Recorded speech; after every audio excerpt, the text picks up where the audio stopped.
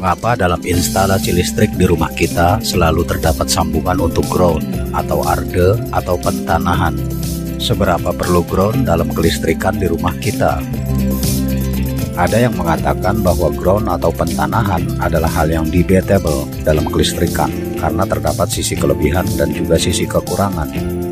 Tetapi pada umumnya ground dipersyaratkan dalam instalasi kelistrikan, terutama dalam sistem kelistrikan 3 fase, termasuk yang banyak diterapkan di Indonesia. Lantas, apa itu ground? Ini adalah simbol ground. Ground bisa berarti latar bawah atau tanah atau bumi. Dalam kelistrikan, ground adalah pentanahan atau pembumian. Grounding berarti menjadikan seperti tanah atau bumi. Dalam prakteknya bisa berupa menghubungkan satu titik atau satu bagian di dalam sirkuit kelistrikan ke bumi atau ke tanah.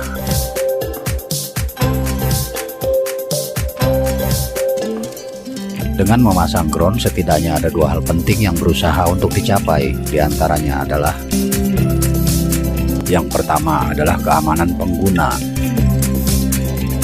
Namun sebelumnya kita perlu memahami terlebih dahulu bagaimana bisa seseorang tersengat aliran listrik. Begini, pembangkit listrik melakukan pentanahan atau grounding untuk mengoptimalkan power yang dihasilkan. Dan dalam pendistribusiannya pun dilakukan grounding.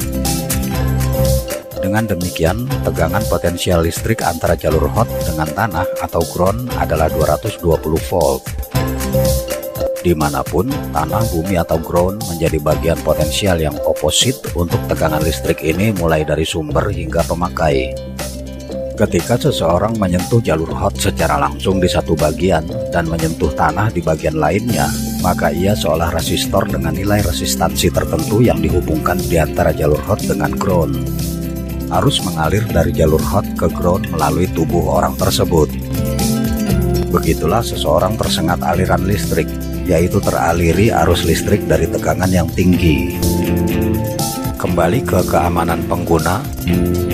Jika di kelistrikan rumah terdapat jalur ground, maka jalur ini akan terhubung ke bodi beberapa peralatan dengan casing logam yang sering tersentuh, seperti mesin cuci, kulkas, power amplifier, pompa air, rice cooker, komputer, dan lain-lain melalui koneksi ground di stekernya.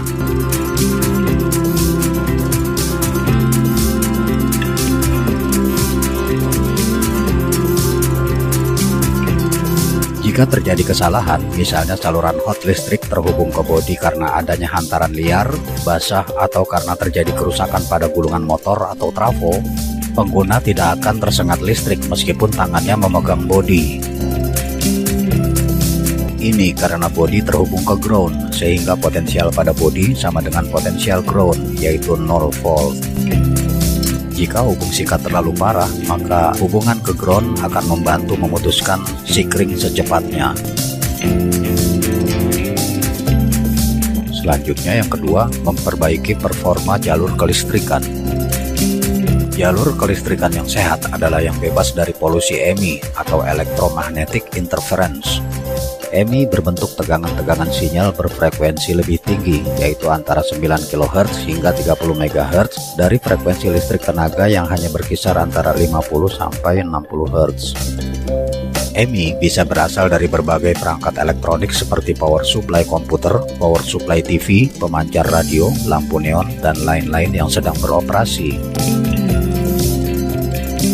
Sebenarnya, perangkat-perangkat seperti power supply komputer, power supply TV, dan beberapa perangkat lain yang menerapkan SMPS atau switching mode power supply telah dilengkapi dengan EMI filter di dalamnya.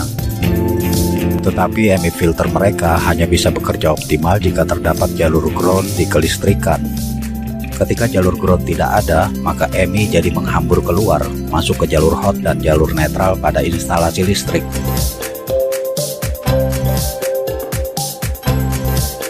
Ini merugikan, bisa mempengaruhi kinerja peralatan elektronik yang bersangkutan.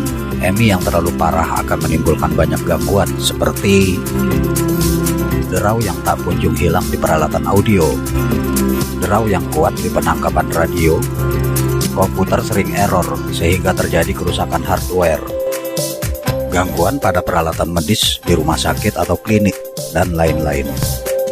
Tidak hanya itu, bahkan EMI bisa berefek pada pembacaan meter listrik. Apakah listrik terasa lebih boros? Selain EMI yang dijangkitkan oleh power supply SMPS seperti yang terdapat pada TV, komputer, dan yang lainnya, EMI yang dijangkitkan oleh peralatan listrik yang lain pun menjadi sulit diatasi meskipun digunakan EMI filter eksternal secara khusus. Ini karena rangkaian EMI filter pada umumnya selalu membutuhkan ground.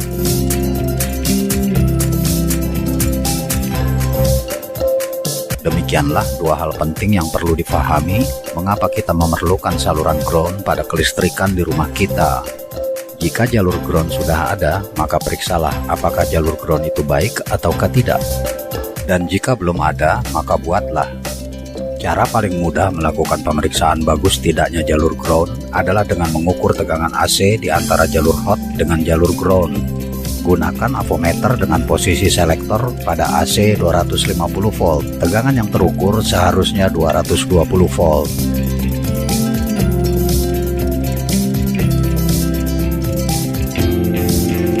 Sama dengan tegangan yang terukur di antara jalur hot dengan jalur netral.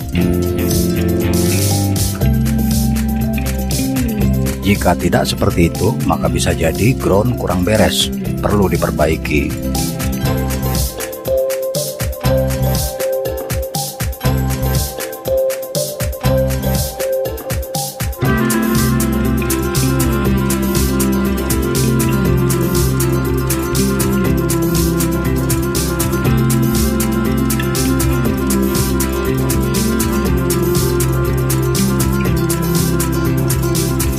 Dengan demikian, tegangan antara ground dengan netral adalah 0 volt.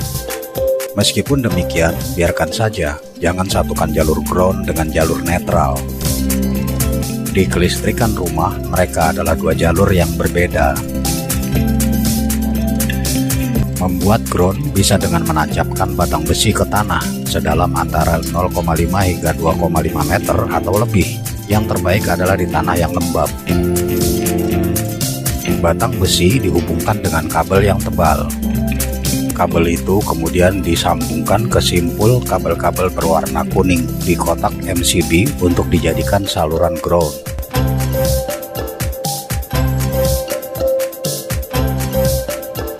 Sampai di sini selesai dulu ulasannya. Terima kasih dan semoga bermanfaat.